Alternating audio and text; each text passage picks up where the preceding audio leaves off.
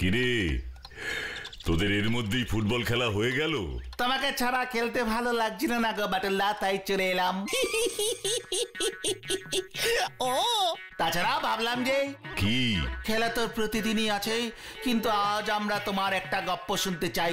কতদিন কোনো গল্প বলো না বাটুল্লা। ঠিক আছে, তাহলে শোন। আজ থেকে অনেক বছর আগে একটা চুরির ঘটনা ঘটেছিল রুদ্রনগরের মহারাজা প্রতাপচন্দ্রের কোষাগারে। আমি জানতাম বাটুল, আমার রুদ্রনগরের এই ঘোর বিপদের দিনে তুমি অবশ্যই আমাদের সাহায্য করতে আসবে। বিপদে মানুষকে সাহায্য করাই তো আমার ধর্ম মহারাজ। এবার আমাকে পুরো ঘটনাটা খুলে বলুন। বেশ কিছুদিন ধরে আমার রাজকোষের বিশাল বড় তালা খুলে প্রহরীদের চোখে ধুলো দিয়ে প্রতিদিন এক ঘড়া মোহর চুরি হয়ে যাচ্ছে।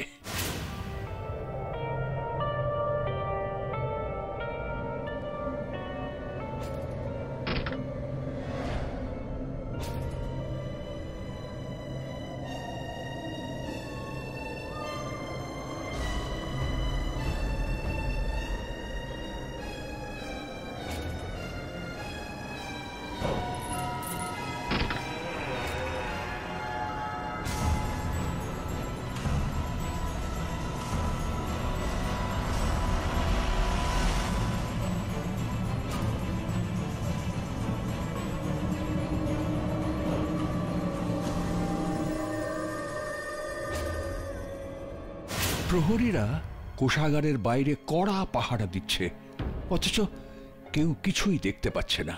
কিন্তু প্রতিদিন রাজকোষে গিয়ে আমি দেখি একটা করে মোহরের ঘড়া কম। এবার তুমি বলো বাটুল, এই চুরির পেছনে কি কোনো ভূতের হাত আছে? আমার তা মনে হয় না মহারাজ। কেন? কারণ ভূত ইচ্ছে করলে একবারেই সব মোহরের ঘোড়া চুরি করে নিয়ে যেতে পারে। তাহলে সে কেন রোজ রোজ আসবে আর ঠিক একটা করেই ঘোড়া চুরি করে নিয়ে যাবে? তুমি একদম ঠিক বলেছ বাটুল, এই কথাটা তো আমার মাথায় আসেনি। তাহলে তাহলে কে চুরি করছে? সেই রহস্যই তো আমাকে সমাধান করতে হবে মহারাজ। আর তার জন্য সবার আগে আমি একবার আপনার রাজকোষাগারটা দেখতে চাই। হ্যাঁ, অবশ্যই দেখবে বাটুল।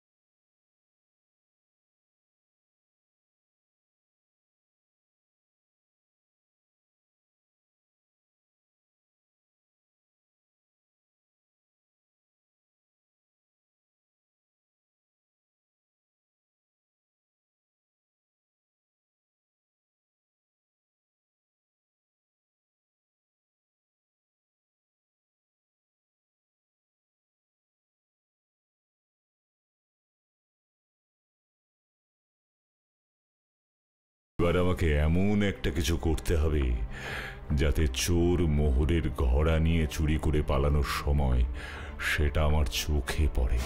কিন্তু কি করব আমি? কি করলে চোরকে ধরা যাবে?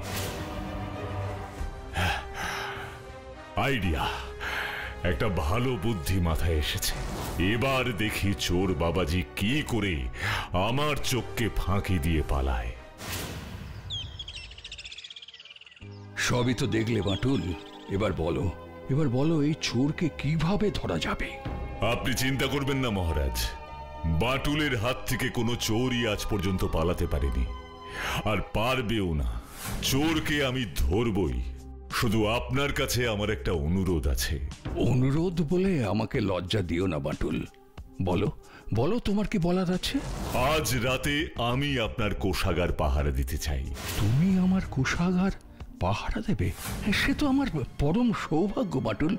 আমার রুদ্রনগরকে ওই অদৃশ্য চোরের হাত থেকে রক্ষা করার জন্য তোমার যেটা ভালো মনে হয় সেটাই তুমি করো, আমার কোনো আপত্তি নেই।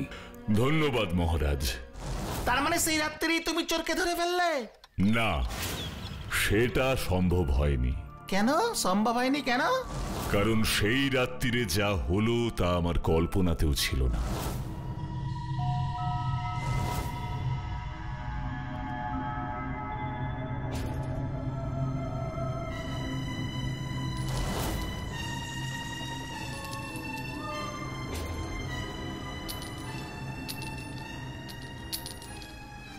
তার মানে আমার ঘোড়া ফুটো করার প্ল্যানটা সফল হয়েছে। এবার আমাকে এই মোহরগুলো ফলো করতে করতে যেতে হবে।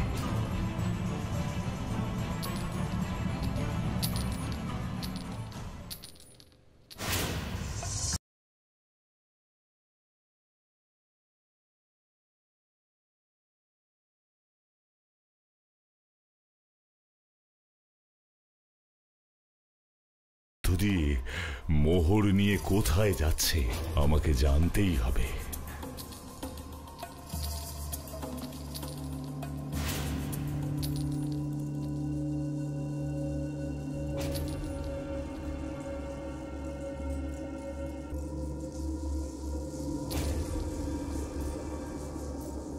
তার মানে চোর মোহর নিয়ে ওই গুহাতেই ঢুকেছে। আয় আয় ফটিক চাঁদ, দে ওই মোহরের ঘোড়া আমাকে দে। ফটিক চাঁদ? কিন্তু আমি তো ওই সাধুকে ছাড়া কাউকেই দেখতে পাচ্ছি না, তাহলে ব্যাপারটা কি? এই নিন বাবা আপনার মোহরের ঘোড়া, আর আমাকে মুক্তি দিন। একই এই ঘোড়া এত হালকা লাগছে কেন? হালকা? হ্যাঁ হালকা। সত্যি করে বল, তুই এই ঘোড়া থেকে মোহর সরিয়েছিস? না বাবা, আমি কোনো মোহর এই ঘোড়া থেকে সরাইনি। নিশ্চিত ঘোড়ায় এত কম মোহর কেন? একই এই ঘোড়া তো ফুটো। কে কে ফুটো করেছে এই মোহরের ঘোড়া? কি ভেবেছিস হ্যাঁ, এই যোগেশ্বরের চোখকে ফাঁকি দিবি, ফুটো করে মোহর সরাবি আর আমি জানতেই পারবো না? না বাবা, আমি আমি সত্যি বলছি, আমি ঘোড়া ফুটো করিনি। তাহলে কে করেছে? জানি না বাবা। জানি না বললে তো হবে না ফটিক চাঁদ। আমি তোকে বলেছিলাম আমার সাথে ঘোড়া ভর্তি মোহর চাই, কিন্তু তুই তা দিতে পারলি না, তাই আমিও তোকে তোর এই অদৃশ্য রূপ থেকে মুক্তি দিতে পারছি না। আমাকে আমাকে মুক্তি দিন বাবা, আমাকে আমাকে আবার আগের মতন করে দিন। বিশ্বাস করুন, আমি এই ঘোড়া ফুটো করার ব্যাপারে কিচ্ছু জানি না। আমাকে দয়া করে মুক্তি দিন বাবা, আমাকে দয়া করে মুক্তি দিন। ঠিক আছে, তোকে মুক্তি দেব, শুধুমাত্র একটি শর্তে। কি শর্ত বাবা? কাল রাতে তোকে মহারাজ প্রতাপচন্দ্রের গলার চন্দ্রহার চুরি করে এনে আমাকে দিতে হবে, তাহলেই এই ঘোড়ার মোহরের ক্ষতিপূরণ হবে। মহারাজ প্রতাপচন্দ্রের গলার চন্দ্রহার আমাকে চুরি করতে হবে? হ্যাঁ, তা যদি পারিস তবেই আমি তোকে মুক্তি দেব, নচেত নয়। কিন্তু বাবা। আর কোনো কিন্তু নয়। তুই এখন যা ফটিক, আমাকে এখনই আমার গুরুদেবের ধ্যানে বসতে হবে।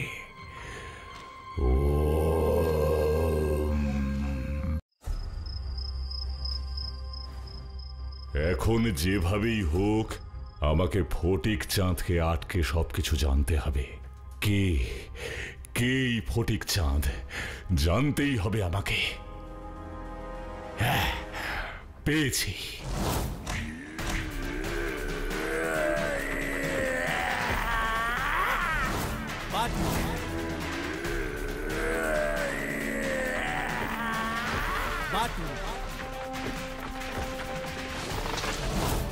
এইবার এই গুড়ি পেরোবার সময়ই আমাকে ফটিক চাঁদের সাথে কথা বলে সব জানতে হবে।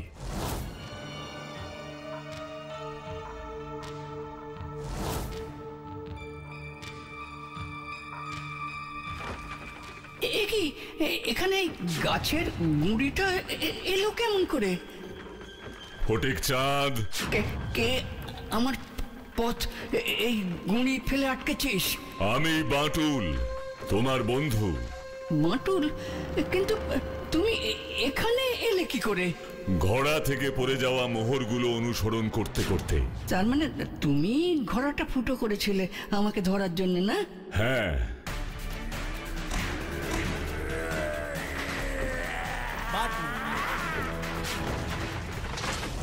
এবার আমাকে বলো তোমার এই অবস্থা কিভাবে হলো, আর ওই যোগেশ্বরী বা কে?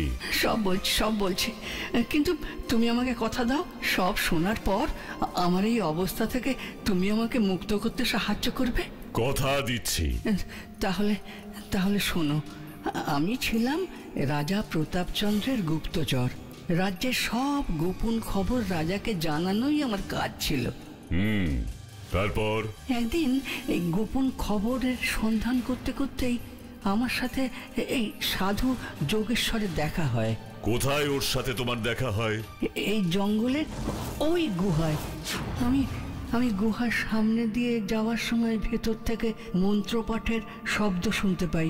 তারপরে গুহার পাথর সরিয়ে দেখি, ও ফট খাট লাটা ভাটা রিং ফ্রিং ছাটা খাটা মাটা মাটা সাহা। কেন এখানে এসেছিস ফটিক চাঁদ? বাবা, আপনি আমার নাম জানলেন কি করে? আমার সাথে তো আপনার আগে কখনো দেখা হয়নি। আমি সব জানি ফটিক, আমি এও জানি তুই মনে মনে কি চাস। কি চাই বাবা? তুই অনেক বড় লোক হতে চাস, তাই তো? তুই চাস যাতে তোকে আর এই রুদ্রনগরে গুপ্তচরের কাজ করতে না হয়। হ্যাঁ বাবা, কিন্তু বাবা আমি কি করে বড় লোক হব? সে সব ব্যবস্থা আমি করব। তোকে শুধু আমার হয়ে একটা কাজ করতে হবে। কি কাজ বাবা? রাজার রাজকোষ থেকে তোকে এক ঘোড়া মোহর চুরি করতে হবে। মোহর? কিন্তু কিন্তু কি করে? ওই রাজকোষের বাইরে তো সবসময় কড়া পাহারা থাকে। তুই আমাকে হাসালি ফটিক চাঁদ। শোন, আমি এমন ব্যবস্থা করব যাতে কোনো পাহারাদারি কিছু করতে পারবে না। তুই নিশ্চিন্তে চুরি করে আসবি, আর কাকে পক্ষিতেও টের পাবে না। সেটা কি করে সম্ভব বাবা? সব বলবো, তার আগে তুই মোহরের ঘোড়া চুরি করতে রাজি কিনা বল। তার আগে আপনি আমাকে বলুন, চুরি করে আমি কি পাবো? এক ঘোড়া মোহরের অর্ধেক নিবি তুই, আর অর্ধেক আমি নেব। অর্ধেক ঘোড়া সোনার মোহর আমি পাবো? হ্যাঁ, তাহলে তুই রাজি? রাজি। এবার আপনি বলুন, আপনি এমন কি করবেন যে কেউ আমাকে ধরতেই পারবে না? তাহলে শোন, আমি এমন ব্যবস্থা করব যাতে তোকে আর ওই মোহরের ঘোড়াকে কেউ দেখতে না পায়, মানে অদৃশ্য। কিন্তু যোগেশ্বর এইভাবে সবকিছু অদৃশ্য করলো কি করে? যোগেশ্বরের গুরু তারকনাথ মন্ত্রপুত জলের একটা কমণ্ডলু যোগেশ্বরকে দিয়ে গিয়েছিল, আর বলেছিল ওই মন্ত্র পড়া জল যার ওপর ছিটিয়ে দেওয়া হবে সে আর তার সাথে থাকা সব জিনিস অদৃশ্য হয়ে যাবে। তাহলে যোগেশ্বর নিজেকে অদৃশ্য করলো না কেন? কারণ তারকনাথ যোগেশ্বরকে বলেছিল ওই জল ওর ওপরে কোনো কাজ করবে না, মানে যোগেশ্বর অদৃশ্য হতে চাইলেও সে হতে পারবে না। এবার বুঝেছি, তাই যোগেশ্বর নিজের উপর ওই জল না ছিটিয়ে তোমার উপর ছিটিয়েছে, যাতে তোমার সাথে সাথে ওই মোহরের ঘোড়াকেও কেউ দেখতে না পায়। কিন্তু যোগেশ্বর এক এক করে 7 ঘোড়া মোহর পাওয়ার পরেও আমাকে অদৃশ্য করেই রেখে দিয়েছে। এখন বলছে মহারাজ প্রতাপচন্দ্রের গলার চন্দ্রহার চুরি করে দিলে তবেই আমাকে মুক্তি দেবে। আমি জানি, আমি তোমাদের সব কথা শুনেছি গুহার আড়াল থেকে।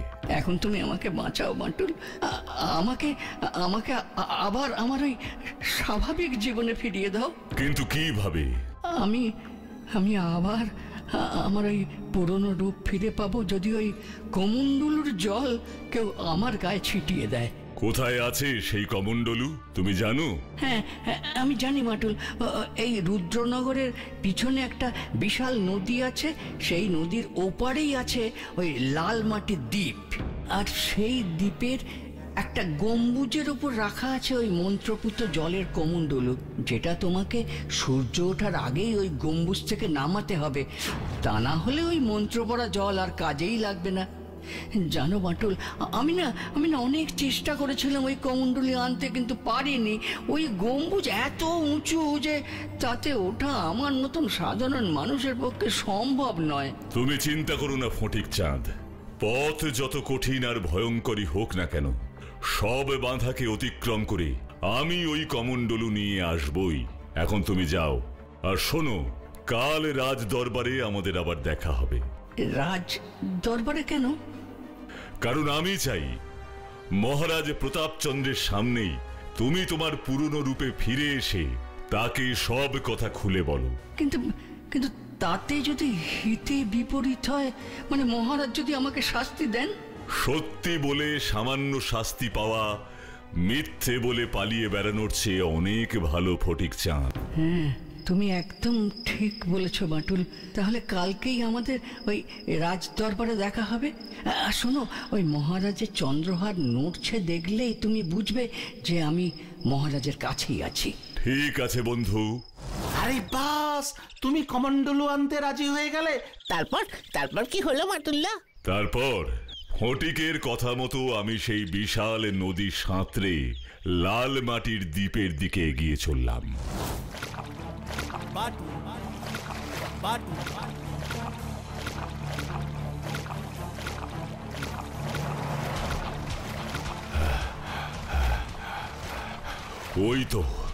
ওই তো সেই গম্বুজ দেখা যাচ্ছে। আমাকে যেভাবেই হোক সূর্য ওঠার আগেই গম্বুজের চূড়া থেকে মন্ত্রপুত জলের কমণ্ডলু পাড়তে হবে।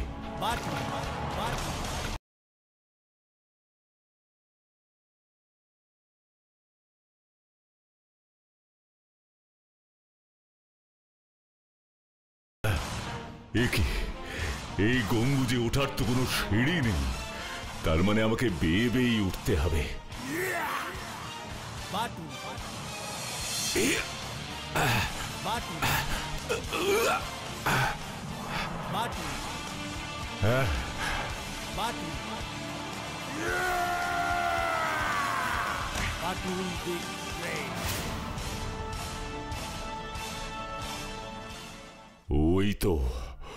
ওই তো সেই মন্ত্রপুত জলের কমণ্ডলু। এবার এই কমণ্ডলু নিয়ে আমাকে তাড়াতাড়ি রাজ দরবারে ফিরতে হবে।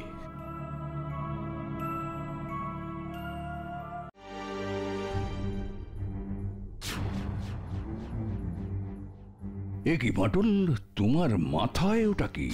কমণ্ডলু মহারাজ। হ্যাঁ, সে তো আমি দেখতেই পাচ্ছি, কিন্তু কিন্তু কি হবে বাটুল ওটা দিয়ে? সব রহস্যের সমাধান হবে। কমণ্ডলু দিয়ে আমার মোহরের ঘোড়াচড়ির সমাধান? হ্যাঁ মহারাজ, আপনি শুধু একটু ধৈর্য ধরুন, সব জানতে পারবেন। কি আমার গলার চন্দ্রহার কে টানছে? বাটুল, বাটুল দেখো দেখো না, আমার গলার হারটা ধরে কে যেন নাড়ছে। কি ওরে বাবা, এ তো নিশ্চয়ই তাহলে কোনো ভূতের কারসাজি। না মহারাজ, কোনো ভূত এখানে নেই। তাহলে এটা কে করছে? এখনই তাকে দেখতে পাবেন। তুমি কি করছো? জল ছিটাচ্ছ কেন? কেন ছিটাচ্ছি তাহলে এই দেখুন।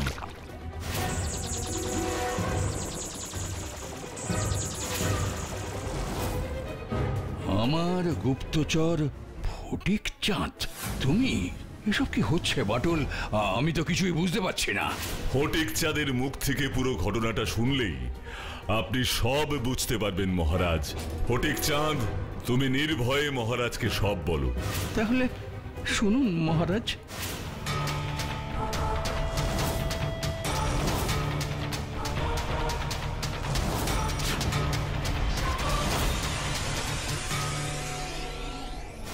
মহারাজ, দেখলেন তো, ভূত নয়, আসলে সবই হয়েছে ওই যোগেশ্বরের লোভের জন্য। তাহলে তো এবার যোগেশ্বরকে তার লোভের উপযুক্ত শাস্তি পেতেই হবে। সেনাপতি, আজ্ঞা করুন মহারাজ। এক্ষুনি গিয়ে যোগেশ্বরকে আমার কাছে ধরে নিয়ে আমার কারাগারে বন্দি করো। যথা আজ্ঞা মহারাজ।